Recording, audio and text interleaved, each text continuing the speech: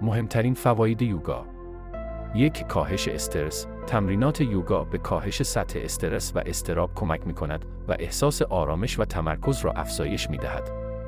2. بهبود انعطاف‌پذیری و تعادل. حرکات یوگا به افزایش انعطاف و تعادل بدن کمک می‌کنند که برای بهبود عملکرد روزانه مفید است.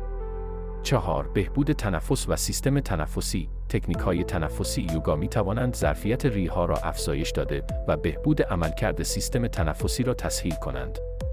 5. بهبود سلامت قلب و عروق. تمرینات یوگا می‌تواند به کاهش فشار خون و بهبود جریان خون کمک کند. 6. افزایش تمرکز و ذهن‌آگاهی. مدیتیشن و تمرکز در یوگا باعث بهبود تمرکز و حضور ذهن در فعالیت‌های روزمره می‌شود. 7. کاهش درد. بسیاری از تمرینات یوگا به کاهش دردهای مزمن، به خصوص دردهای کمر و گردن، کمک می‌کنند.